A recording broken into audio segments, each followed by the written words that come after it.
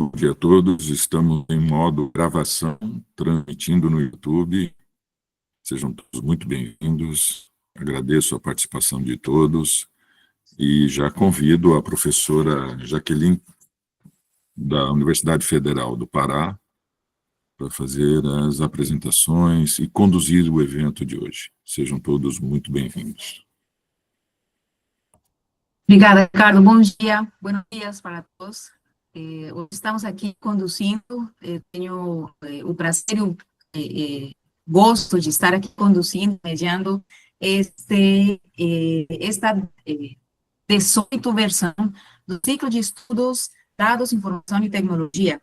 O ciclo de estudos Dados, Informação e Tecnologia, CEDIT, ele inicialmente nasce dentro do contexto do Grupo de Pesquisa Tecnologias de Acesso a Dados, grupo de pesquisa liderado nessa primeira etapa pelo professor Dr. Ricardo César Gonçalves Santana, da Unesp, professor do curso de pós-graduação em Ciência da Informação, e também da Faculdade de Ciências e Engenharia do campus de Tupã. Quando o ciclo de estudos Dados, Informação e Tecnologia surgiu, ele começou a apresentar inicialmente os nossos estudos, as nossas publicações, estão sempre no contexto do acesso a dados. Posteriormente, já inclusive com a colaboração na vice-liderança do professor Fernando de Assis Rodrigues, já como vice-líder do grupo de pesquisa, mas também com todo o grupo de orientando do professor Ricardo. Nessa época, eu, como mestranda em Ciência da Informação, chegada aqui no Brasil para iniciar esse curso de pós-graduação, mas também toda a equipe. Eu vou correr um risco enorme de não mencionar algum dos colegas que esteve nessa época, mas me lembro até com forte laço de amizade da Diana Vilas Boas Souto, que hoje participa nesse CEDIT também como organizadora, hoje dentro do corpo docente da Universidade Federal do Espírito Santo, da hoje professora e também doutora Eliane Barra, professora Elizabeth, que hoje está na biblioteca, como diretora da biblioteca do campus da Unesp de Marília, mas também o Fábio, professor Fernando, claro, Pedro, bom, enfim, eu não vou continuar esquecendo outros nomes, mas todo mundo sabe que nasceu como um grupo de estudos e esse CEDIT está agindo como uma ferramenta pedagógica também, uma ferramenta didática. Por quê? Porque além de mostrarmos as nossas pesquisas, nós vemos e contribuímos de várias formas com nossos colegas, com dicas tanto metodológicas como novas explorações de campos temáticos, e por isso que o ciclo de estudos sobreviveu à pandemia, e hoje está na versão 18, já passaram estagiários de pesquisas, já passaram todos os orientandos de mestrado, companheiros doutorandos, estudantes da graduação também, que desenvolvem pesquisas bem interessantes e que, inclusive, eles têm dado continuidade a esses estudos nos cursos de pós-graduação. Nessa ocasião, o CEDIT, ele está sendo organizado tanto pelo grupo de PETAD, que já mencionei, Unesp, quanto pelo grupo de estudos críticos em Ciência da Informação e Tecnologia da Universidade Federal do Pará.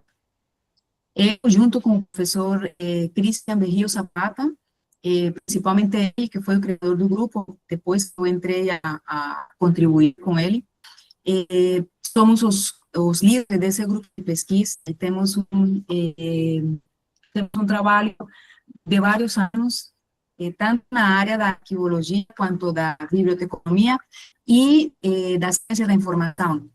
Só que, pela característica interdisciplinar da ciência da informação, claro que na pós-graduação contamos com estudantes de outras áreas, da área do direito, da área da administração, da ciência da computação e da história, enfim, de várias áreas que contribuem tanto com nossos estudos, mas também a ciência da informação contribui com as pesquisas de todos os membros. A Universidade Federal do Pará, ela é a Universidade Federal de maior tamanho aqui na região norte do Brasil. Nós temos um curso de mestrado e também, desde o ano passado, o curso de doutorado em ciência da informação. E a terceira instituição que, nesta ocasião, organiza o CEDIF é a Universidade Federal do Espírito Santo. Nós contamos com a participação do grupo do ARS-CODI, da Faculdade de Arqueologia, neste caso representada pela professora Diana Villadoa Souto Aleixo. Nesta ocasião, nós estamos fazendo os estudos, eu vou mencionar aqui as pessoas que irão participar, no caso são Luiz Humberto Aguilar. Luiz Humberto Aguilar, ele é um doutorando em Ciências Antropológicas, Faculdade de Filosofia e Humanidades da Universidade Nacional de Córdoba, da Argentina. Ele é licenciado em Pesquisa e Construção, ele é licenciado em Antropologia, Pesquisa e Construção de Cronologia Relativa sobre Arqueologia da região das Serras Campeanas do Sul, Centro-Oeste da Argentina e Nordeste da Argentina. A seguir, será apresentado o estudo de Kiano Frota Salles. O Kiano, ele participa, ele é estudante da ciência da computação, curso de ciência da computação aqui da Universidade Federal do Pará. Aliás, nós estamos transmitindo este evento e temos participantes em Tupã, Marília, do estado de São Paulo, e aqui em Belém. A ideia e a proposta que temos é que cada vez sejam mais diversas as universidades que participem, não no sentido de estarmos integrando outras universidades, sino que as pessoas que estejam interessadas em pesquisa sobre o acesso a dados, fluxos informacionais, mas, sobretudo, considerando o ciclo de vida dos dados em qualquer contexto socioeconômico ou acadêmico, possam ser convidados para que apresentem os seus estudos aqui, nesse CEDIF. É um espaço aberto para quem tenha interesse, aí eu abro aqui a chamada para quem tenha interesse em participar dessas discussões, destas palestras, entre em contato através das pessoas que transmitiram para vocês esse evento que está acontecendo agora, mas também deixando seus comentários aqui no vídeo do YouTube. E a terceira apresentação irá ser ministrada pelo professor Dr. Ricardo César Gonçalves Santana. O professor Ricardo, ele é o coordenador da linha de pesquisa de informação e tecnologia no curso de pós-graduação em ciência da informação da Unesp, que tem sede na cidade de Marília, interior de São Paulo, mas ele também está graduado em matemática, pedagogia, tem um mestrado em ciência da informação, ele é livre docente em sistema de informações gerenciais e professor também docente do curso da faculdade do campo de Tupã, da Unesp. Bom, nós vamos dar já início, às apresentações. A ordem das apresentações é a que acabei de mencionar. Primeiro, o doutorando Luiz Humberto Aguilar, que está nos acompanhando nesse momento, a seguir o Kiano, e finalizaremos com o professor Ricardo Santana a fase de apresentações. Mas depois das apresentações, vamos ter um momento de discussão sobre os temas que foram apresentados, e quem tem interesse pode mandar as perguntas tanto pelos grupos de WhatsApp, dos grupos de pesquisa que estão aqui nos presenteando com a sua audiência, mas também poderiam entrar em contato com o grupo, com o canal de transmissão do ciclo de vida dos dados. Bom, eu vou chamar então ao Luiz para que, por favor, comece a apresentação. A apresentação de Luiz, ela está intitulada Produção Científica e Circuitos, vou falar em espanhol, producción científica y circuitos editoriales en arqueología y antropología biológica, un estudio sobre investigadores de CONICET. Luis, sea bienvenido. ¿Qué tal? Buen día a todos. Te voy a dejar ya el uso de la palabra. Tienes una audiencia en Brasil que está ansiosa por escuchar tu presentación. Solamente te pedimos hablar en un español tranquilo, despacio, Tranquilo. por favor. La Bueno, palabra es tuya, Luis. bueno, a ver, espera, voy a compartir.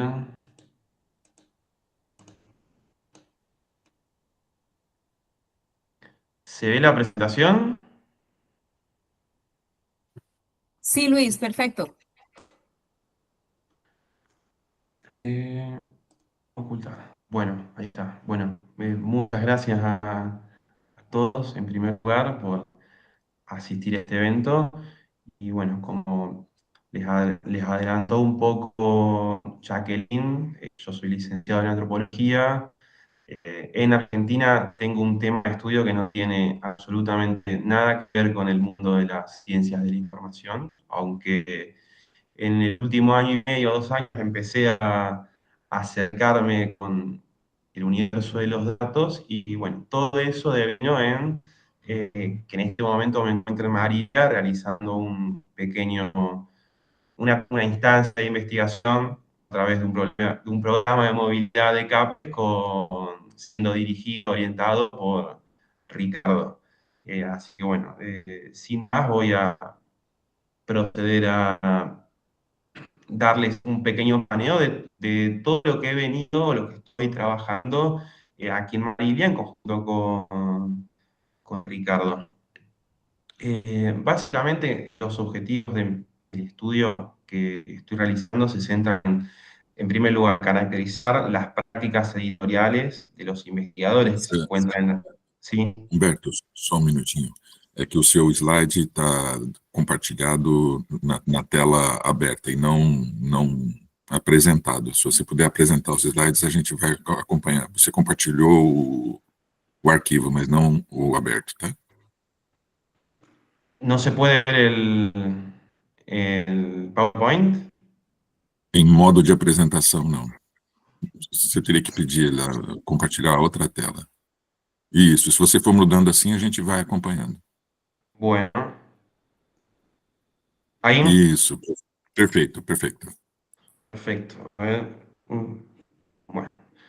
Eh, bueno, básicamente los objetivos de este estudio se centran en tres ejes principales. El primero de ellos era poder caracterizar las prácticas editoriales de los investigadores de la comisión KS8 de CONICET, que es la que pertenece a arqueólogos y bioantropólogos. Por otro lado, evaluar o analizar también sus prácticas lingüísticas, los canales de publicación en los cuales ellos están insertos y los criterios evaluativos que guían estas publicaciones. Y en último lugar, todo ello para poder discutir el papel de las diferentes infraestructuras digitales que dan lugar a la visibilidad científica de ellos. Para poder introducirnos primero en la temática, tenemos que hablar obligatoriamente de la inserción global y los cambios que acontecen en las ciencias sociales y humanas. Para ello tenemos que tener en cuenta que en América Latina, particularmente en Argentina, que es mi caso de estudio, pero imagino también que deben haber muchos elementos compartidos con Brasil y otros países de la región, se da un fenómeno donde, bueno, las ciencias están insertas en un circuito académico internacional que está dominado por grandes estándares anglófonos y modelos comerciales editoriales, bien, como por ejemplo los propuestos por Woz y Scopus en diferentes revistas o libros. En el caso de las ciencias sociales y humanas, presentan dinámicas editoriales propias, hacen un énfasis más enfocado en el español, o en el caso de Brasil en el portugués, se publica mucho en revistas regionales, hacen mucho énfasis en lo que son problemáticas locales de sus objetos de estudio y tienen formatos también narrativos que son propios de sus ciencias. De esta forma también, en los últimos años, se ha dado un cambio muy grande en cuanto es el privilegio de lo que es el artículo científico como la principal fuente documental, en detrimento de otros formatos de circulación científica, como lo son libros, capítulos de libros, resúmenes publicados en congresos, publicaciones de divulgación científica, entre otros tipos de fuentes documentales.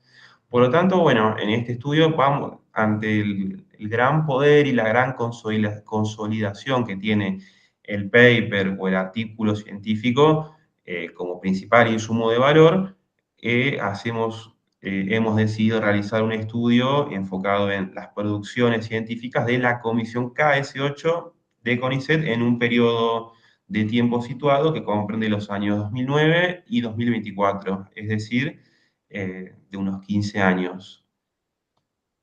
De forma muy rápida y sintética, en el sistema científico argentino, al igual que en varios países de la región y de América Latina, está financiado principalmente por fuentes de financiamiento que son de orden estatal. En Argentina, el Consejo Nacional de Investigaciones Científicas y Técnicas, que es CONICET, lidera la formación y promoción de investigadores. Se encuentra dividido en 5 grandes áreas del conocimiento, cada una tiene un código o una nomenclatura en particular. En este caso, nuestra comisión, que es KS8, se encuentra nucleada en la comisión KS, que es de Ciencias Sociales y Humanidades. Este estudio en particular también hace énfasis en aquellos investigadores que se encuentran en la planta permanente de CONICET, que sería algo así como en Brasil, como aquellos investigadores que se encuentran efectivizados, es decir, que se encuentran insertos en esta institución de forma permanente y que por ende forman parte del SIC, que es la carrera de investigador científico. En cuanto a lo que son los circuitos editoriales en disputa, ya hemos mencionado, ¿no?, que no solamente en el mundo, sino también que en CONICET, el paper es nuestro principal insumo para poder obtener becas, ingresos y promociones. Lo hemos elegido también en CONICET porque para poder ingresar a becas, poder obtener promociones científicas, entre otro tipo de cosas, es el principal insumo de valor con el que cuentan cada científico. Al mismo tiempo, cada científico es evaluado a partir de comisiones asesoras, las cuales a través de diferentes tipos de criterios, ya sean explícitos, ya sea tomando como parámetros publicaciones, proyectos, formación de recursos humanos, o implícitos, como la reputación del investigador, las redes científicas y alianzas que han construido y la relevancia de sus temas, son tenidos en cuenta para poder dar cuenta de las trayectorias de cada uno de estos profesionales. En líneas generales, en todo el mundo CONICET hay una gran valorización del formato más duro de las ciencias, en el cual se pondera la publicación en revistas indexadas, en grandes índices y catálogos, y el cual encuentra una suerte de tensión con las prácticas más tradicionales de las ciencias sociales y humanas. En nuestras ciencias en particular existe un régimen evaluativo que es diferente, alternativo, que hace énfasis en los idiomas más regionales, español o portugués, atención a las problemáticas locales, como ya hemos mencionado, y el parámetro para poder evaluar la relevancia de las revistas se centra en la resolución 2249-2014, que sitúa básicamente diferentes métodos de puntuación, diferentes de los que son el índice H o índice H en portugués, para poder asignar un puntaje a una revista en particular. Y por lo tanto, coexisten dos circuitos editoriales bien marcados, el mainstream y uno regional. No voy a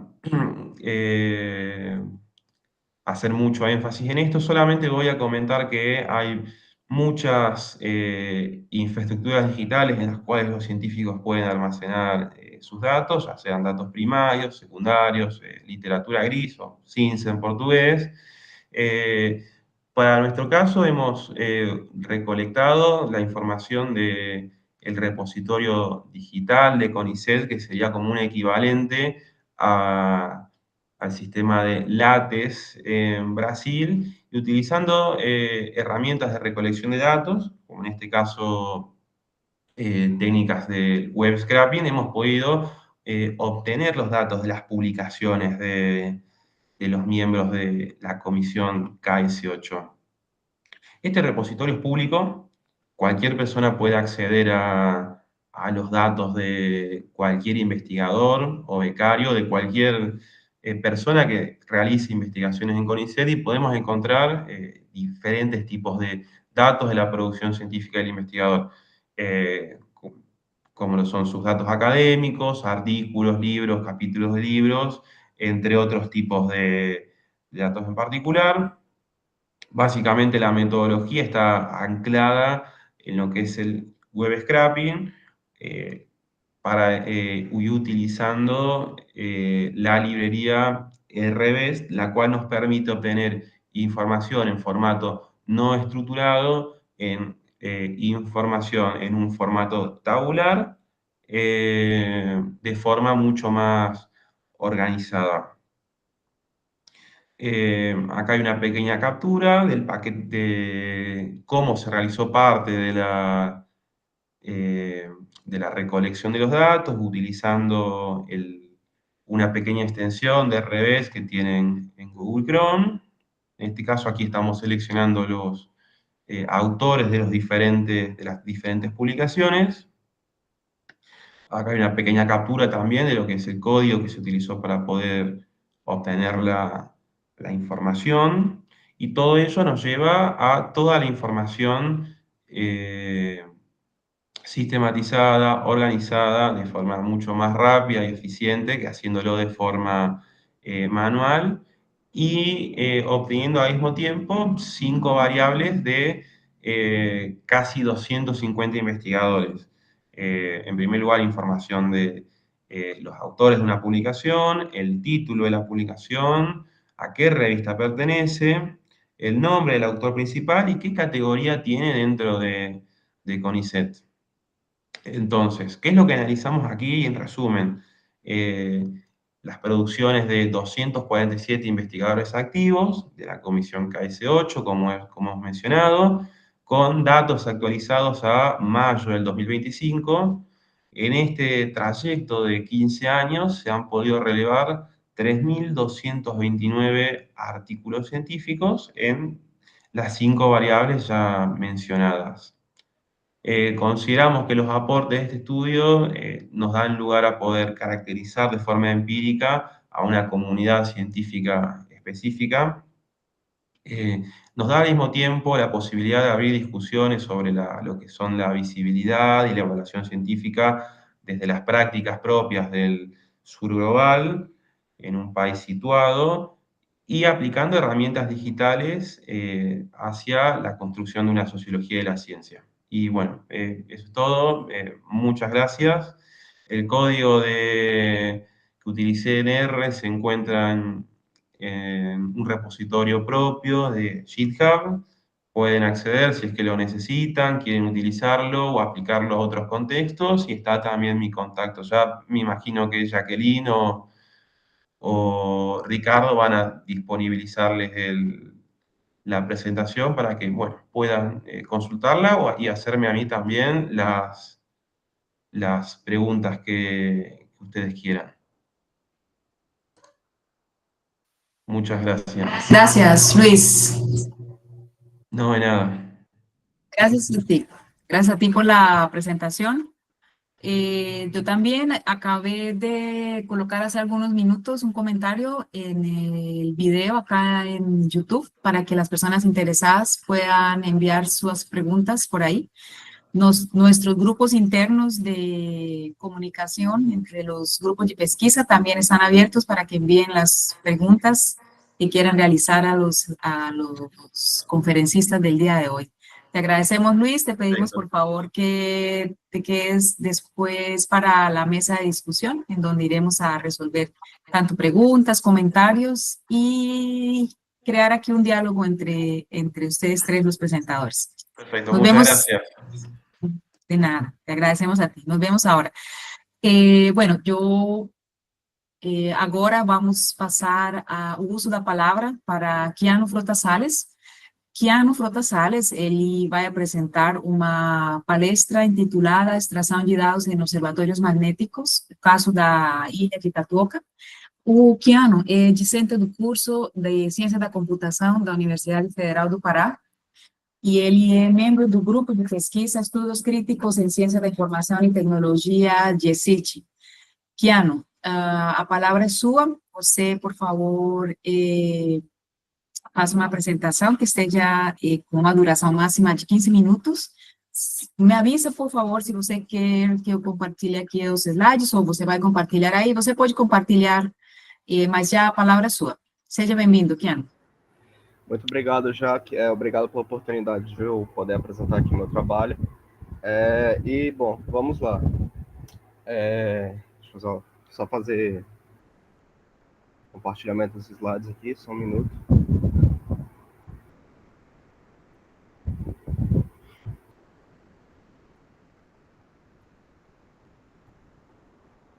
Está aparecendo para você já? Já, está aparecendo já. Tá em tela grande? Só para confirmar. Sim, está em tela completa. Tá bom, obrigado. Bom, obrigado pela oportunidade de poder apresentar aqui o meu trabalho. E, bom, como a Jaque já falou, eu trabalho no caso da extração de dados em observatórios magnéticos, no caso da Ilha de Itapuã, certo? Primeiro, fazendo um contextualização do Observatório Magnético de Itapuã, certo? O Observatório Magnético de Itapuã é um observatório magnético que fica localizado no estado do Pará, certo? Próximo de Belém do Pará, que é bem aqui embaixo. Como vocês podem ver, esse pontinho verde bem aqui é a Ilha de Itapuã. Ele é um observatório magnético que foi construído ali por volta de 1933 e 1934, certo? E ele se tornou permanente em 1957. E tem alguns motivos do porquê ele ser um observatório magnético extremamente importante. Certo? Primeiramente porque ele está no hemisfério sul. O equador magnético ele tem algumas mudanças ali de inclinação, certo? O eletrojato equatorial, esse é muito importante, porque o eletrojato equatorial é como se fosse uma região do campo magnético terrestre que possui uma maior variação, certo? É uma região meio que anormal do campo magnético terrestre por apresentar uma variação muito grande. E essa variação, e esse eletrojato passa exatamente em cima do Observatório Magnético de Itapuã, certo? Daí é que vem a importância do observatório. Porque com os estudos, né, com os papéis lá dos magnetogramas que a gente consegue entender melhor o campo magnético e assim prever o comportamento, essas coisas do campo magnético. E é lógico também a anomalia do Atlântico Sul, que também influencia, certo, nas medições que o Itapuã faz. Bom, são basicamente 18 mil magnetogramas que temos feitos em papel, que foram produzidos de 1957 a 1996, certo? Aqui eu vou explicar um pouco do que é o magnetograma, como é que eu faço o meu trabalho, certo?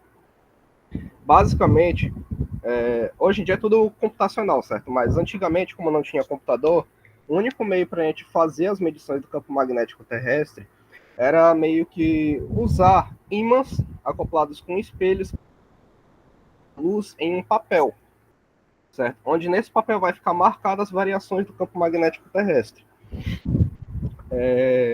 Esse papel era colocado em um rolo, no qual tinham os emissores de luz, certo? Que batiam em espelhos, marcavam no papel, e conforme o ímã fosse mexendo com a variação do campo magnético terrestre, ele ia fazendo as marcações no papel, certo? Existem vários componentes do campo magnético terrestre. Existem muitas combinações também dentre esses componentes que você pode fazer para medir a força total dele. No caso, a medição que o Tatoca faz são com os componentes horizontal, de declinação, e o componente vertical. Esses três componentes somados, juntos, como a gente pode ver aqui, né, o horizontal, a declinação, que é esse Dzinho, e o vertical, que é esse Z. Eles três juntos formam esse F, que é a força total do campo magnético terrestre, que é o objetivo, certo, do Tatoca, que é basicamente marcar a variação total do campo magnético terrestre. E é claro, por envolver arquivos antigos de papel, esse projeto basicamente envolve três grandes áreas, certo? Que, tipo, os objetivos dessas três grandes áreas são diferentes, mas eles acabam se complementando entre si, certo? A arquivística é responsável justamente por pegar o papel antigo do magnetograma, manusear ele com todo o cuidado do mundo para conseguir fazer o resgate físico, certo? Daquele documento, ou seja, fazer todo o tratamento físico, tirar a foto em um scanner apropriado, fazer a digitalização, certo? Descrever os documentos, catalogar, documentar todos eles. A ciência da computação, que é a minha parte, basicamente, eu desenvolvo a metodologia de extração dos dados segundo os processos que tanto a geociência quanto a arquivística me determinam. Certo? Então, sou eu que sou o responsável por desenvolver os processos computacionais que fazem, basicamente, a extração a partir da imagem que foi me dada e dali tirar os dados, certo? Do D, do H e do Z, certo? Da declinação do componente horizontal e do componente vertical, para aí depois a gente fazer justamente o cálculo da força total do campo magnético terrestre e aí sim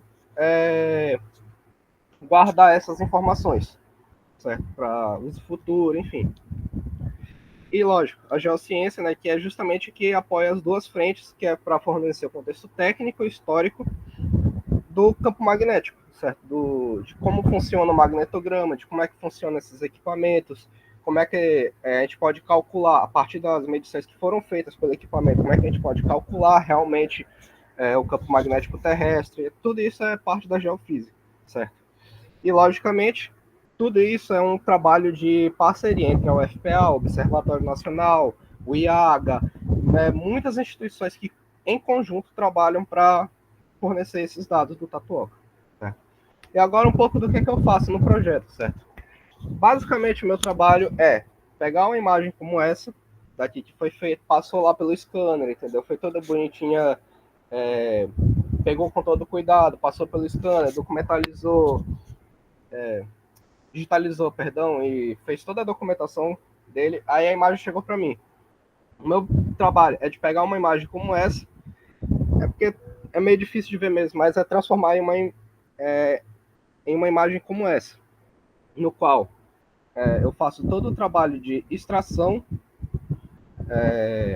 dos dados através de processamento de imagem para melhorar a imagem, enfim, entre várias coisas, mas não limitada a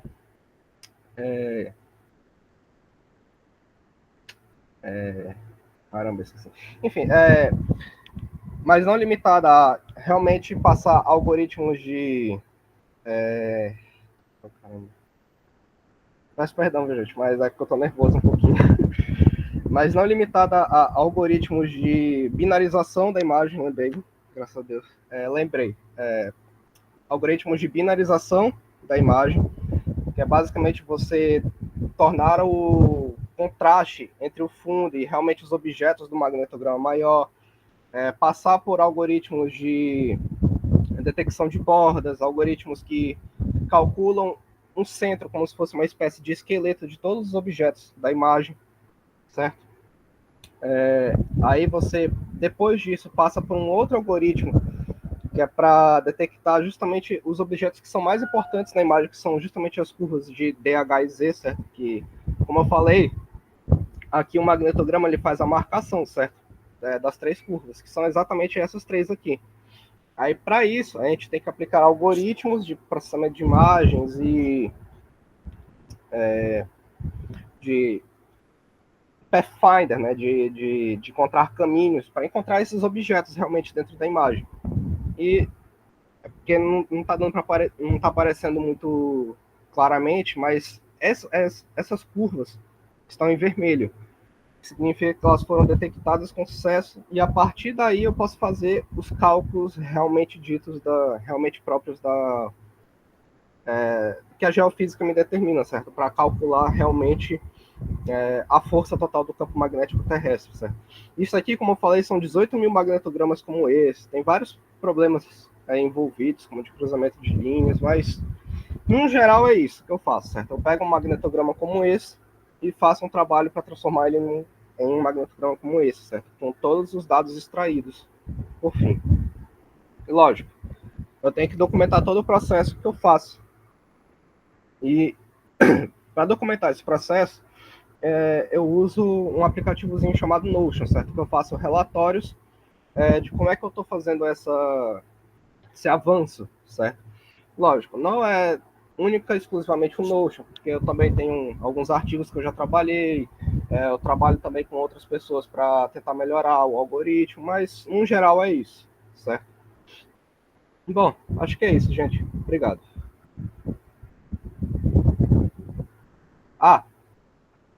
E antes que eu me esqueça, né, o código inteiro do Tatuoca está disponível no GitHub, através desse link aqui em cima. E é isso. Obrigado, viu, gente?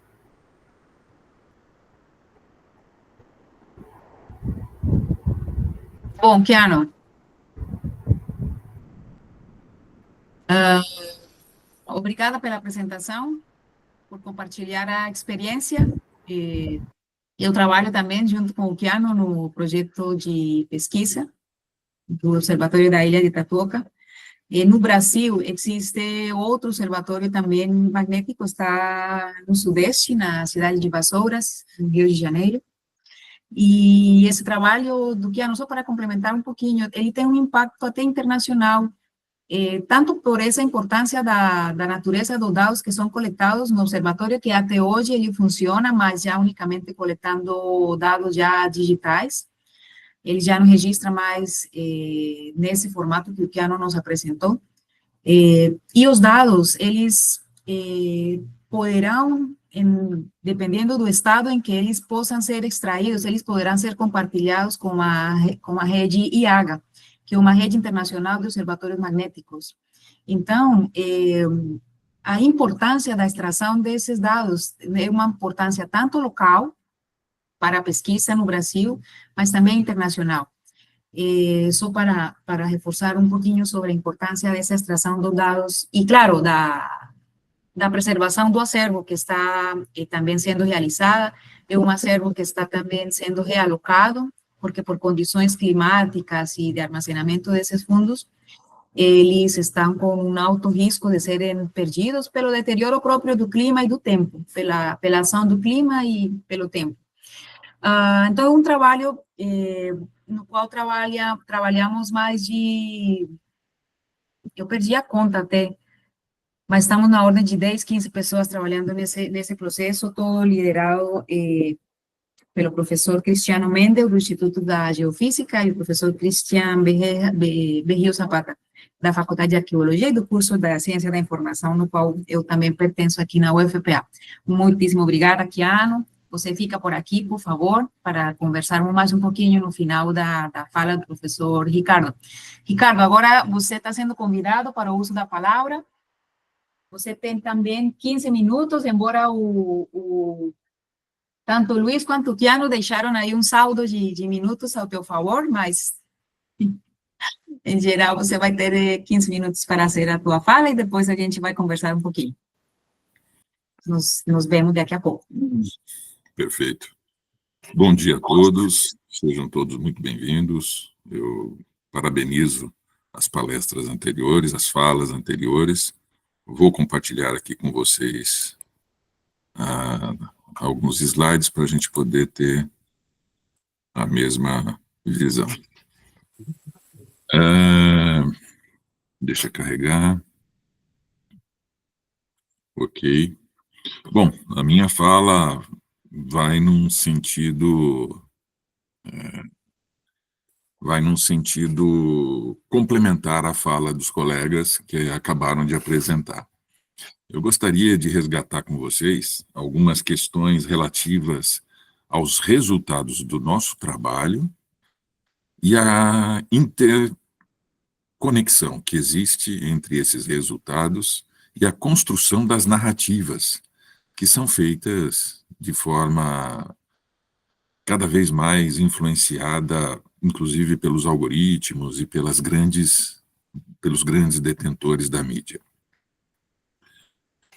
O que acontece?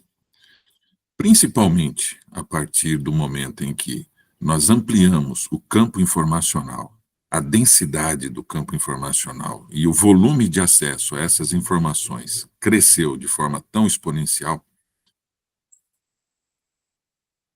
até de uma forma contraditória, cada termo, cada palavra passa a ser importante. Não só para algoritmos de inteligência artificial, mas para a própria percepção nossa, enquanto usuários, enquanto aqueles que têm acesso a esses conteúdos, na construção dessa narrativa hegemônica. Então, é preciso tomar cuidado com essa questão do uso de cada um dos termos. Eu vou fazer aqui uma fala roteirizada com base em um conceito, que é o de colonialismo de dados, e provocar reflexões sobre como o uso de um conceito pode gerar interferência na construção dessa percepção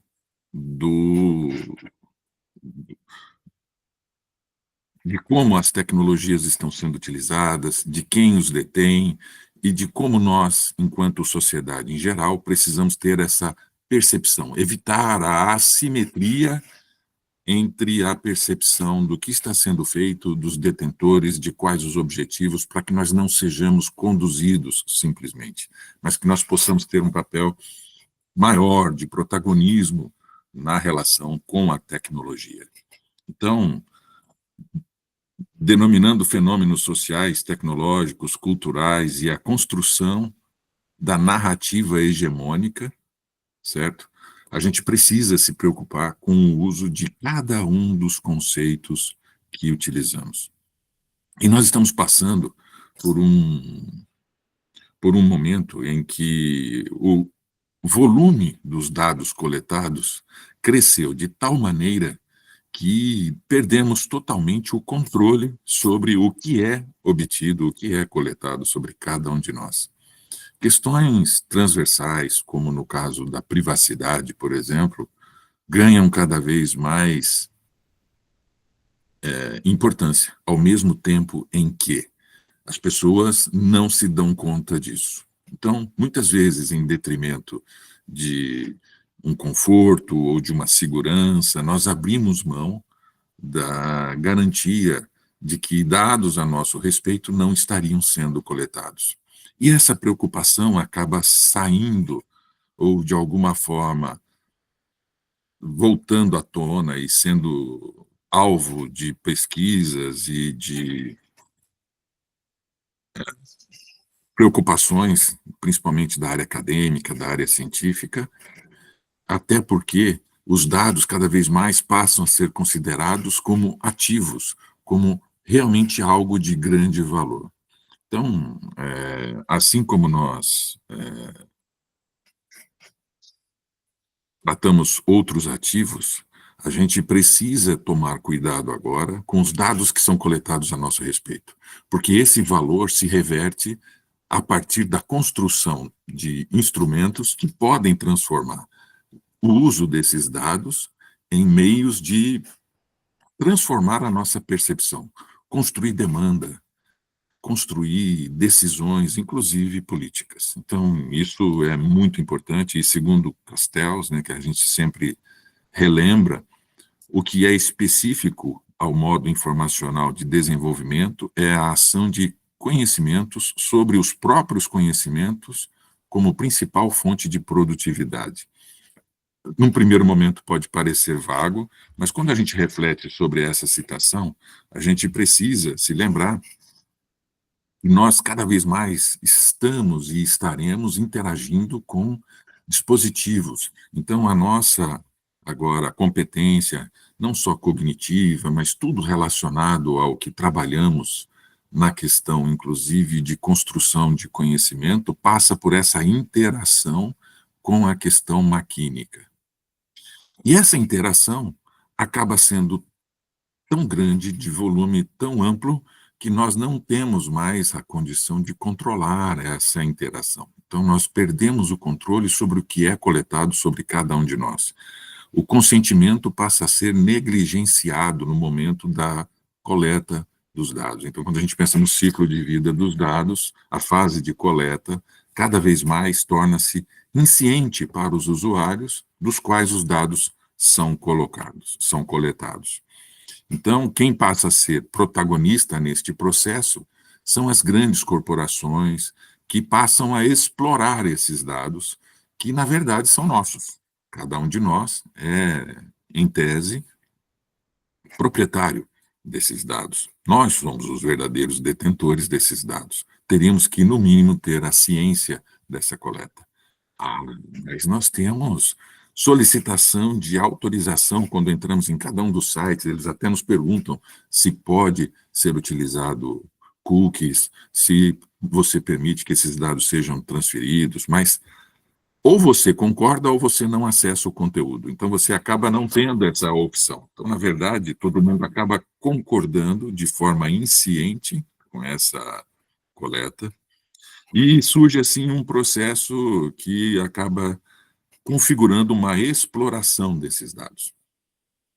E aí eu queria salientar a importância do cuidado que nós devemos ter quando escolhemos os termos para tratar determinados conceitos. Porque, por exemplo, tem surgido e ganhou certa visibilidade a definição de que esse processo de exploração seria um colonialismo de dados. Alguns chamam de colonialismo digital, mas vamos refletir se realmente o uso desse termo, colonialismo de dados, seria adequado. Se pensarmos em termos de colonialismo, a sua definição deriva da dominação e subjugação histórica na relação entre nações, entre povos. O colonialismo de dados, como um conceito emergente, ele passa a trazer essa percepção, então, de que seria este processo oriundo de países centrais que estariam explorando países periféricos. Então, no caso, nós estaríamos sendo explorados por um colonialismo de dados.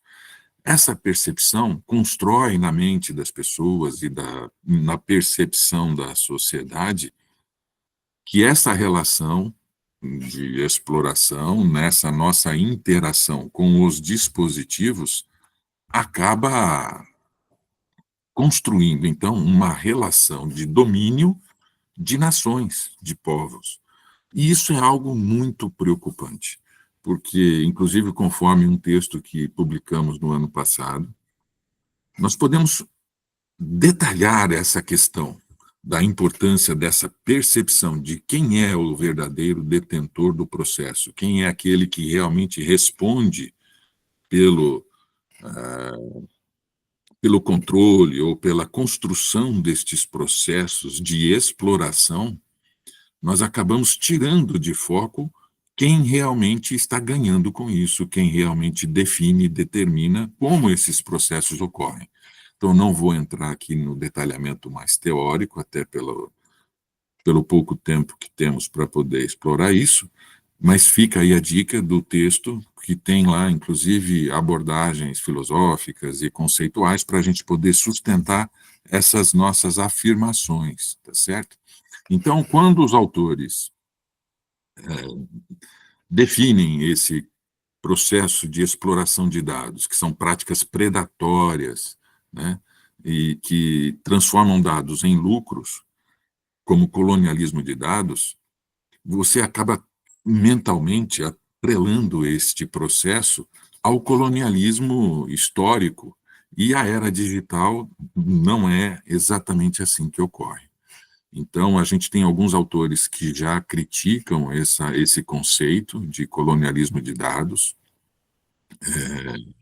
e o perigo de aplicarmos esse conceito a este processo de exploração, e é nesse ponto que eu gostaria de concentrar a minha fala e essa minha provocação nesse nosso espaço de debate e de reflexões. Então, se a gente não se atentar para essa análise crítica do uso do termo colonialismo, de novo, nós vamos perder a perspectiva de quem é que realmente está sendo explorado e por quem. Na verdade, quem é que está determinando, né? Quem é que está definindo essa exploração, este processo de uso dos nossos dados. Então, quando a gente pensa, por exemplo, no colonialismo e na exploração de dados, e vinculamos isso ao colonialismo histórico, a gente acaba vinculando isso a um processo que foi determinado, inclusive, por um domínio político e militar. A colonialidade do poder e o orientalismo acabou gerando percepções de povos até superiores ou de povos inferiores. Essa é uma outra questão. Então, a primeira questão é quem realmente é o detentor do processo, quem é que está obtendo, auferindo esses lucros e definindo e determinando, portanto, como esse processo ocorre e quem é o explorado. Esse é o primeiro problema. A segunda dimensão de preocupação é que você acaba vinculando a um processo que envolve esferas superiores e inferiores. No caso, sociedades com maior capacidade tecnológica e sociedades com menor capacidade tecnológicas e, portanto, sem a possibilidade de reação, como se fosse algo, então, que nos colocasse num cenário em que existe eles e nós, quando, na verdade, só existe nós. Todos estamos incluídos no mesmo processo quando pensamos nessas relações tecnológicas. Isso é muito importante. Isso não quer dizer que não existam as características específicas, locais, a gente não pode abrir mão da informática comunitária, conceitos como o de Michael Gersten, que definia já há mais de 10 anos, em que o uso regional, né, o uso local da tecnologia precisa ser pensado de forma específica, em prol de uma manutenção da cultura local, sem perdermos de perspectiva que isso que nos chega de recursos tecnológicos não devem alterar ou sobrepujar aquilo que já existe na cultura local, mas não significa que existe uma hierarquia, uma sobreposição de situações ou de sociedades superiores e inferiores. Então, esta é a segunda dimensão de preocupação que se coloca como elementos para que a gente possa refletir sobre isso. Então, antes da gente concluir, e como o tempo é curto, né, como a própria professora Jaque já nos deixou, eu vou tentar ler aqui até para ganhar eficiência na nossa utilização do tempo. Nós podemos iniciar pela questão da não participação direta dos interesses ou das relações entre povos, destacando-se, inclusive, que mesmo os povos onde as corporações estão instaladas, a população local acaba sendo alvo da exploração de dados. Os próprios defensores da denominação de colonialismo de dados defendem sua aplicação como sendo feita pelas grandes plataformas que tratam os usuários como colônias modernas, extraindo informações pessoais para fins comerciais, ou seja, uma relação entre plataformas e indivíduos, e não entre nações e povos, entre povos. Então, são as plataformas que executam, que realizam, que realmente são aqueles que respondem pela execução dessas explorações, desses processos exploratórios. Um segundo argumento da não conformidade do uso do termo pode ser baseado no fato de que não há um esforço de uso de justificativas outras que não o retorno sob forma de entretenimento ou até mesmo acesso à informação e serviços. O processo de coleta não é explícito, e sim baseado em forte insciência dos que os fornecem, muitas das vezes de forma voluntária e incentivada por visibilidade e reconhecimento. Então, é aquilo que falávamos há pouco. Esse processo não se faz por imposição militar ou de dominação política. Na verdade, é um convencimento, é muito mais um soft power, é muito mais uma forma de ter acesso a certos confortos ou a certos elementos de vaidade ou de necessidade de estar presente nesse novo universo que faz com que as pessoas abram mão da ciência sobre os dados, da ciência no sentido de que ter conhecimento sobre o que está sendo coletado a seu respeito, o que mais uma vez descaracteriza o conceito de colonialismo. Um terceiro argumento pode ser baseado na ausência da identificação de um grupo superior e nem mesmo que teria direito ao ganho com o que está sendo obtido.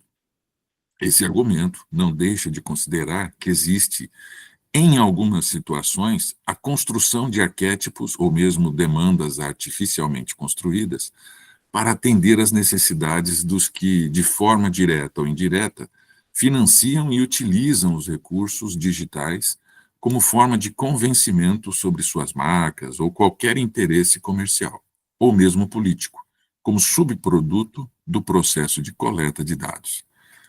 Mas, mais uma vez, não sendo aderente ao conceito de colonialismo. Ou seja, até existem alguns processos que resvalam em interesses maiores ou de conformação de alguma marca, alguma coisa, que acabam utilizando esses processos de exploração. Mas, de novo, não são nações, não são povos explorando outras nações ou outros povos. Os próprios povos e nações onde essas corporações se estruturam também são explorados tanto quanto nós. Outro argumento contrário ao uso do termo colonialismo se aplica ao fato de que não há o risco de reação, mas sim de se deixar de usar o recurso digital. Portanto, as culturas locais não são necessariamente o alvo do processo, tendo, em alguns casos, a imposição de modelos ou substituição de costumes, não um alvo direto relacionado ao processo de coleta de dados, e sem os interesses secundários dos que detêm o controle sobre os recursos tecnológicos ou daqueles que investem, mas sempre de forma indireta. Então, traduzindo aqui o que a gente colocou no texto, a própria manutenção do processo não se faz por subjugação. Então, não há uma força política, uma força militar explícita que impõe essa situação. Na verdade, como no argumento anterior, é um convencimento, é uma sensação de que necessitamos daquilo sem nenhuma alternativa. Então, não é um processo de exploração baseado nos mesmos moldes do antigo colonialismo. Então, essa relação entre o processo de exploração e o colonialismo histórico, o que houve já lá atrás, acaba tirando o foco dos verdadeiros atores envolvidos nesse processo. Só para a gente concluir, então, rapidamente, meu tempo já se esgotou. O que a gente precisa ter em mente é que os verdadeiros atores envolvidos são as grandes corporações, que cada vez mais passam a ter o poder e a influência até política. Vejam situações recentes em que grandes líderes mundiais se viram ali assumindo o poder, tendo às suas costas líderes de grandes empresas de tecnologias, big techs, por trás desses líderes, deixando claro, inclusive, quem é que os tinha colocado lá. Então, é preciso que a gente tenha em mente quem realmente é o ator que define, que detém a possibilidade de escolher como esse processo ocorre e que obtém lucro e que pode usar esses dados da forma com que eles entendam seja mais adequada para eles e não para o país. Então, mais uma vez, eu reforço a importância do cuidado com os usos de alguns termos.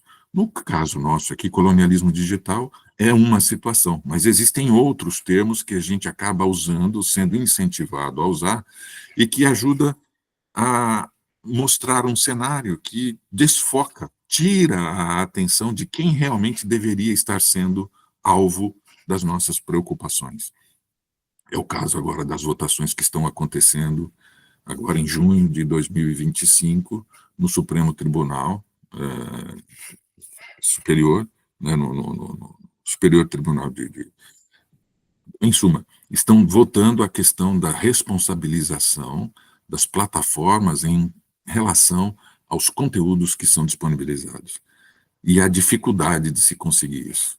Por quê? Porque os verdadeiros atores não são nações, não são povos, não há uma luta, não há um envolvimento nuclear, militar. Isso não é explícito. Essa relação de exploração é uma relação baseada no mercado, no comércio, no convencimento. E é principalmente capitaneada pelos gestores dessas corporações, tá certo? Então eu recomendo aí a leitura do texto para quem quiser se aprofundar um pouco mais. Aqui foi só para gerar uma provocação, uma curiosidade, para que aqueles que tiverem mais interesse venham falar conosco, entrem em contato, leiam o texto. É um livro que foi editado inclusive aí na UFPA e a gente terá aí um grande prazer em debater mais sobre isso. Mais uma vez eu agradeço aos organizadores do evento. Esse é um evento que nos é muito caro, né? A gente já tem aí na 18ª edição do evento, e inclusive fica aqui um convite para que os que nos assistem, que tiver algum tema, alguma coisa para apresentar nos próximos, fiquem à vontade de se candidatar, tá certo? Muito obrigado pela atenção de vocês. Professora Jaque, eu volto a palavra para você, para que a gente possa continuar na próxima etapa. Muito obrigado. Obrigada, Ricardo. Parabéns pela apresentação. Parabéns aos 3 apresentadores. Olha só que discussão rica de todos os níveis acadêmicos, de temas que a luz desprevenida poderia não ter um elo a ver entre elas, e tem tudo a ver. A temática do acesso a dados é o eixo central dessas 3 discussões que estamos aqui. Tivemos uns abre-bocas que é claro que cada um poderia aprofundizar. O texto do Ricardo está, eu estou fazendo propaganda, o texto do Ricardo, do professor Ricardo, ele está publicado na plataforma Livro Aberto, que é uma plataforma da Universidade Federal do Pará, que ele foi publicado no contexto do nosso querido primeiro Seminário Internacional em Informação, Conhecimento e Digitalidade para o Desenvolvimento da Amazônia. Teve a sua primeira versão em 2024 e terá, com o favor de Deus, a segunda versão em 2026. Então, vocês estão todos convidados a acompanhar nas redes sociais o desenvolvimento desse nosso caro evento realizado aqui na UFPA. Eu vi que temos umas perguntas aqui no chat do YouTube. Eu vou começar a ler, vamos ver para quem são. Os animo a continuar colocando as perguntas, quem tiver. Pergunta para o Kiano. Kiano. Usuário Amanda Garcia Gomes pergunta, Kiano, qual é o principal desafio de participar deste projeto e se existe uma meta estabelecida agora? O que você nos conta? Tá, vamos lá. O principal desafio desse projeto é justamente fazer a documentalização de todos os magnetogramas, que é para, como a Jaque explicou, né, depois de mim, que eu estava nervoso, não acabei não explicando, mas para basicamente evitar com que os magnetogramas, os dados que estão lá, se percam, certo? Esses magnetogramas, eles são de papel, e como são muito antigos, eles tendem a se degradar ao longo do tempo. Então, basicamente para eu extrair os dados desses magnetogramas, e, por exemplo, armazenar eles em um HD, algum meio digital de longa duração, para que eles se perpetuem ao longo do tempo, certo? Não se percam com os magnetogramas que vão se degradando. A outra pergunta é sobre os desafios, né, Jaque? É isso? Não, bom, não sei se você acabou respondendo quase que as duas, porque a primeira era o principal desafio e Uhum. a segunda é a meta, que você Ah, sim. enxerga, por enquanto, o que o Tá, projeto apresentou. tá. A que eu respondi foi a da meta. A meta é justamente preservar os dados dos magnetogramas. O desafio é porque quando eu pego o magnetograma, é me dada uma imagem. A partir dessa imagem, eu tenho que aplicar processos computacionais em cima dela para extrair os dados das linhas dos magnetogramas. E, além disso, eu tenho que pegar esses dados e interpretar eles de acordo com o que o pessoal da geofísica me manda. Então, por exemplo, né, vou falar um pouquinho de coisa específica, mas eu tenho que converter esses dados para nanotesla, que é uma medida do campo magnético terrestre, e da declinação lá, eu tenho que medir quantos graus aquela declinação tá sendo medida. Aí, a partir daquilo ali, eu tenho que fazer cálculos para calcular realmente a quantidade total do campo magnético terrestre. Esse é que é o desafio, certo? Aí tem outras coisas no meio, mas no geral é isso, certo? Perfeito, Luciano. Obrigada. Eu te agradeço pela resposta e agradeço a Amanda Garcia Gomes, que fez a pergunta. Eu tenho por aqui um comentário de Willer Beckman. Podemos entender que o trabalho interdisciplinar de Tatuoka é solo fértil para outros estudos, até sobre a questão do tratamento documental, preservação e mediação da informação. Ele parabeniza a apresentação. Tiano, obrigada, Willer Beckman, pelo comentário. Manuela Cuchillo, Manuela comentou uma situação sobre uma assinatura de um contrato. Depois, Manuela, enquanto a gente continua conversando por aqui, se você quiser comentar mais, ou fazer alguma pergunta, ou colocar uma provocação aqui para o grupo, por gentileza, coloca aí no chat, enquanto a gente vai passando para as outras perguntas.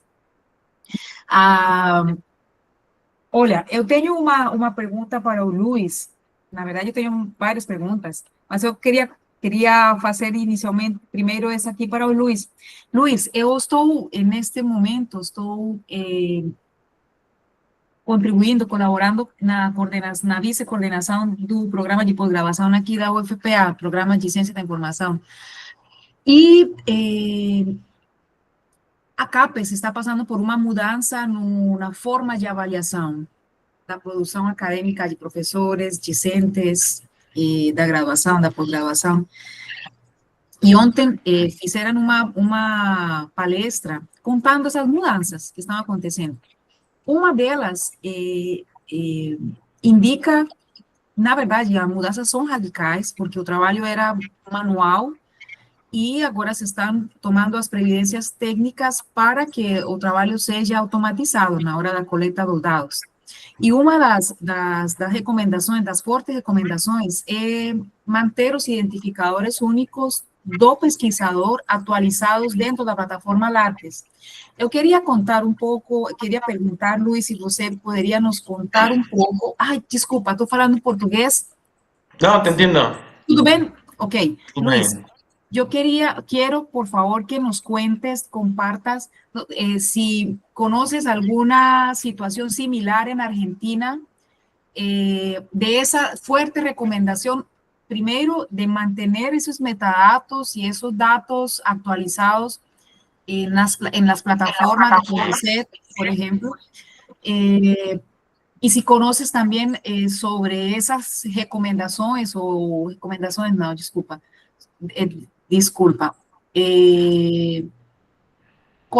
recolecciones automáticas de datos, si existe algún proceso en curso en CONICET para que esa recolección de datos se realice de forma automática en la hora de hacer las evaluaciones de cursos de posgraduación.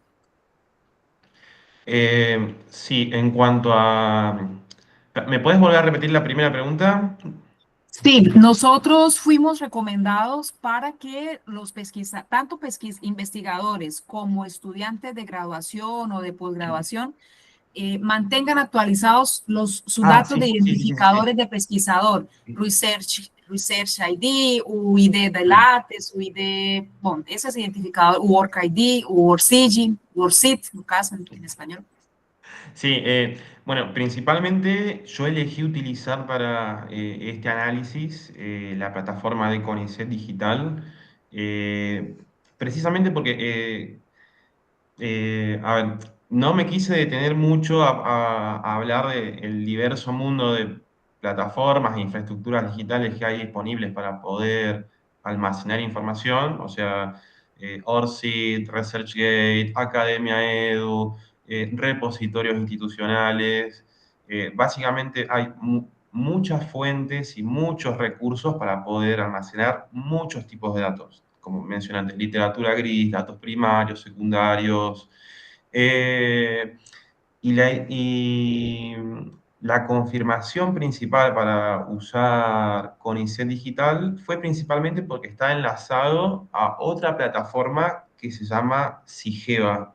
Sigeva en CONICET es la plataforma en la cual los investigadores y parte del personal que trabaja ahí indexan los datos y metadatos de sus producciones, o sea, libros, recursos humanos, publicaciones en revistas, subsidios obtenidos, otros tipos de actividades hechas, y consideré que es la más actualizada, precisamente porque Sigeva es el principal puente o herramienta para poder hacer los pedidos para promociones científicas, que son básicamente los pedidos para poder acceder a los ascensos dentro de los ascensos jerárquicos que tiene CONICET. Por Sigeva también se hacen los pedidos formales para acceder a distintos tipos de subsidios. Yo soy becario doctoral, bolsista doctoral, y tuve que completar todos mis datos en esa plataforma también para hacer mi postulación a mi beca doctoral. Entonces es una plataforma que constantemente está pidiéndole al investigador que actualice sus datos. No así en Academia Edu, ResearchGate o ORCID, que no hay absolutamente ningún tipo de obligación para mantenerlas de forma actualizada. Además de eso, año a año, en mi caso no, porque soy becario o bolsista, pero los investigadores de SIC, los que están efectivizados, son evaluados, tienen que presentar informes de avances anuales, y esos informes también se presentan por Sigeva.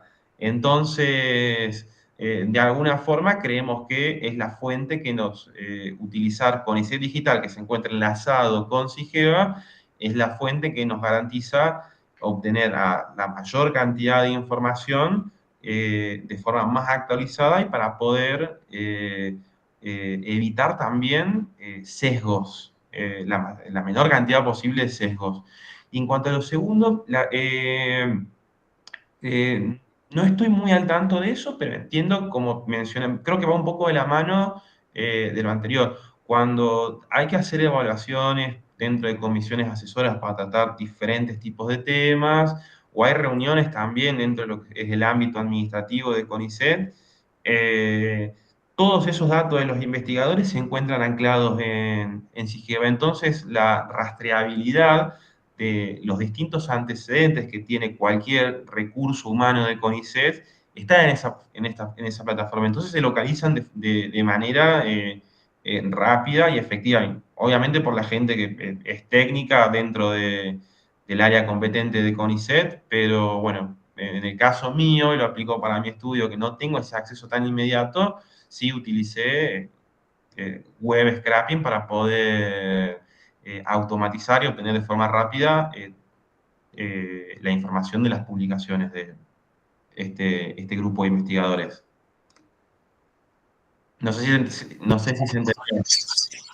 Respondiste, Bien. Luis, gracias.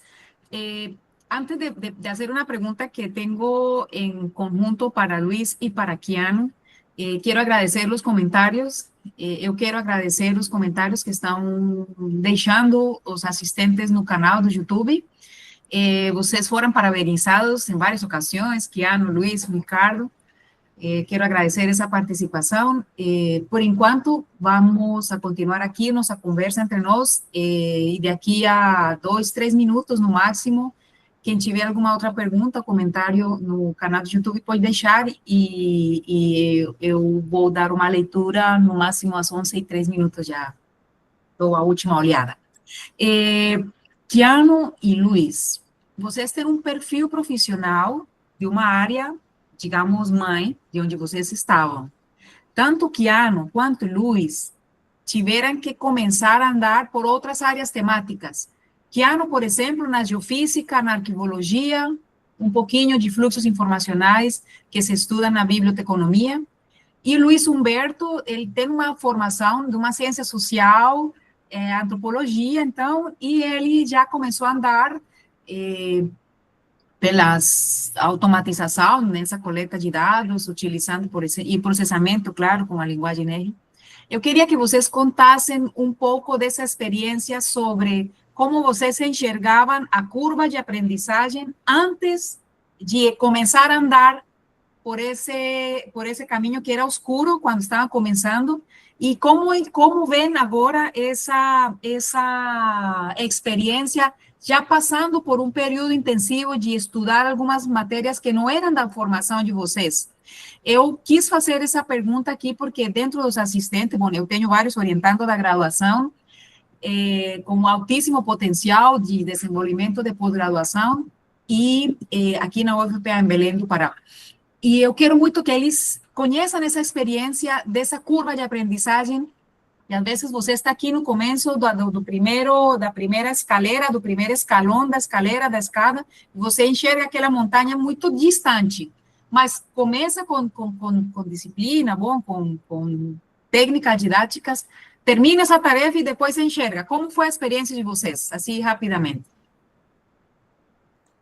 Bueno, hablo yo primero. Bueno, en mi caso, fue de forma bastante accidental, de hecho, hace más o menos unos 2 años atrás hice un curso de EGE en portugués para científicos sociales. Más allá de estudiar las estructuras y bases de este lenguaje de programación, el último bloque del programa de este curso estaba orientado a lo que era la extracción de información, pero en redes sociales, principalmente en Twitter, que ahora se llama X. Y bueno, me pareció, o sea, tuvimos solamente una pequeña introducción a algunas utilidades que podían ser aprovechadas a través de R, interactuando con la API de Twitter para poder extraer tweets y poder extraer diferentes cosas en el ámbito de las tendencias, en hashtags, comentarios, los usuarios con más interacciones, los que tuitean más, y me pareció algo muy interesante. Después de que terminé ese curso, al poco tiempo apareció ChatGPT, y también me metí a interactuar con comunidades de R, y bueno, de forma sociño, empecé a ver cómo podía exprimir este lenguaje de programación para poder darle otro sentido a mi disciplina dentro de un ámbito del cual era bastante lejano a las cosas que yo ya venía trabajando. Entonces, bueno, de forma, no sé, por iniciativa propia, se me ocurrió primero extraer los datos de las publicaciones de distintos bolsistas, becarios, doctorales de mi área de estudio. A partir de eso escribí un manuscrito que, bueno, estaba siendo evaluado en una revista, en un periódico, como para debatir lo que son los hábitos o prácticas de publicación que tienen ellos. Y de nuevo, y lo sostengo en función a lo que es el paper, porque es el principal insumo que hay, al menos en la ciencia argentina, para poder, si bien es bastante ruin, es no es muy lindo, pero es el principal insumo que hay para poder evaluar las trayectorias académicas de los investigadores. Y sin saberlo estaba haciendo un estudio que era cienciométrico o bibliométrico, no, y bueno, al año siguiente apareció la convocatoria para un programa de movilidad de CAPES. Me postulé, busqué un equipo de investigación, me contacté con Ricardo y me terminé dando cuenta de lo que yo estaba haciendo también era ciencia de la información, sin saberlo. Así que, bueno, ahora estoy en Marilia, estudiando en la UNESPI, ya terminando mi estancia de investigación, y me encantaría en algún futuro, tal vez en un postdoc, ya trasladar, hacer como un cambio de tema y poder abocarme a lo que es la circulación de ideas dentro de mi área de estudio, dentro obviamente de los conceptos teóricos y metodológicos de la ciencia de la información. Así que bueno, es eso. Espero no haber sido muy largo. Tá. Em relação à minha curva de aprendizado, foi mais ou menos assim. Pela natureza da ciência da computação ser uma área muito transversal, até que foi natural, né? O que quer dizer uma área transversal? É uma área que está presente em basicamente todas as outras áreas de conhecimento. Tudo hoje em dia depende de computador, depende de programação. Então, assim, eu já sabia na minha cabeça que eu teria, não importa qual área eu escolhesse, eu teria que estudar e me especializar para aquela necessidade daquela área. Então, por exemplo, no meu caso, né, eu estava em busca de uma oportunidade que envolvesse inteligência artificial, certo? Acaba que a gente não usa IA, mas ainda assim a gente usa meio que um algoritmo inteligente, né? Que é para conseguir extrair os dados dos magnetogramas. Aí ocorreu de forma muito natural essa curva de aprendizado, certo? Não foi difícil, não foi fácil também, mas eu diria que foi natural, certo? E tive que estudar, tive que aprender e eu consegui, certo? De forma bem tranquila, essa curva de aprendizado. Perfeito. Uma das reflexões que está aqui circulando na minha cabeça é que quando se estuda acesso a dados, sempre são necessárias ferramentas de automatização, não como o fim principal, sino como uma ferramenta que vai auxiliar estudo dessas características dos dados que devem ser gerados ou que já estão sendo publicados e precisamos usar, precisamos acessar. Então, esse é o nosso ponto em comum aqui. Diversas áreas de formação acadêmicas, mas estudando fluxos informacionais, especificamente o acesso a dados. Ricardo, eu quero conversar com você sobre uma questão que me chamou muito a atenção na tua fala, a motivação, Ricardo. A motivação que foi, com certeza foram vários itens que você considerou no dia, na hora que você disse, eu preciso escrever sobre o colonialismo de dados. Você com certeza, com certeza você começou a ver alguns indícios, mas qual foi o ponto determinante que você fala assim, não, eu vou estudar, eu vou ver esse quadro que você colocou nos itens que você colocou sobre o colonialismo de dados, quem que menciona e disse que é de fato um colonialismo de dados, e quais outros contrários a esses conceitos que estão sendo disseminados no meio. Qual foi o teu ponto primordial para motivar o desenvolvimento da pesquisa, Ricardo? Olha, Jaque, na verdade, essa preocupação ela já vem de muito tempo, de muitos anos, porque ela parte justamente dessa construção de narrativas e do uso de dados e do uso principalmente dessa grande difusão agora de meios de comunicação e de formas de interação entre as pessoas que muitas vezes parece livre, solta e não intermediada, quando, na verdade, ela passa por agendas, ela passa por construções que antes eram feitas pelas mídias tradicionais, mas que hoje passam a ser feitas pelos detentores que não aparecem. Então, se antes você conseguia identificar uma tendência, uma agenda de um grande veículo de notícias, hoje você já não percebe isso ao utilizar, ao ficar interagindo com as telas. As pessoas não se dão conta que, na verdade, aquilo que eles estão acessando todo aquele conteúdo passa pelas escolhas de corporações, passa pelas escolhas de agendas, de interesses outros que não são aqueles que estariam sendo gerados pelo conjunto das pessoas, pela sociedade.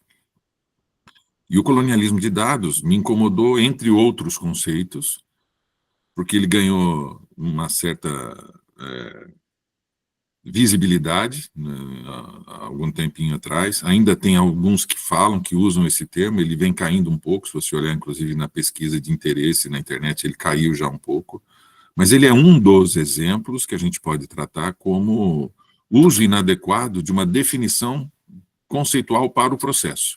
Então, aquilo que às vezes parece superficial, secundário, principalmente para quem é da computação, para quem é de outras áreas, não se dá conta da necessidade da gente perceber a relevância de definir um conceito. E eu posso falar isso de cátedra, porque eu vim da computação, e o grande choque que eu tive quando eu caí na ciência da informação, em outras áreas mais sociais, das ciências sociais, foi justamente essa preocupação com cada conceito que a gente coloca no texto. Então, o uso adequado do conceito acaba construindo uma percepção mais adequada ou direcionada, sem mesmo aquele que usa perceber. Então, é preciso tomar muito cuidado. Então, a grande motivação vem justamente dessa preocupação que já vem de muitos anos, dessa construção da narrativa. Nós todos precisamos estar muito atentos ao uso dos conceitos, ao uso de como construímos essa nossa narrativa e de como estamos conscientizando as pessoas sobre essa necessidade de perceber como estamos sendo direcionados, né, para certas visões de mundo, para certas escolhas. Será que eu realmente estou comprando algo porque eu realmente preciso daquilo ou porque eu fui conduzido, fui convencido de que aquela demanda realmente era necessária? Então, entre outras, né, inclusive em quem votar e decisões políticas de sair da União Europeia, coisas que já ficaram muito claras, que são passíveis de serem construídas a partir do uso de dados. Então, é daí que vem a motivação. Acho que todos nós, da ciência, temos que ter essa preocupação com essa construção da perspectiva, muito mais do que do próprio conteúdo. Cada vez mais o conteúdo vai estar nas máquinas, mas a perspectiva ainda é essencialmente humana. As máquinas constroem respostas. Nós construímos perguntas. É a construção de um senso crítico, né, Ricardo? Ter essa prioridade aqui. Qual é a minha decisão e ela está fundamentada em quê?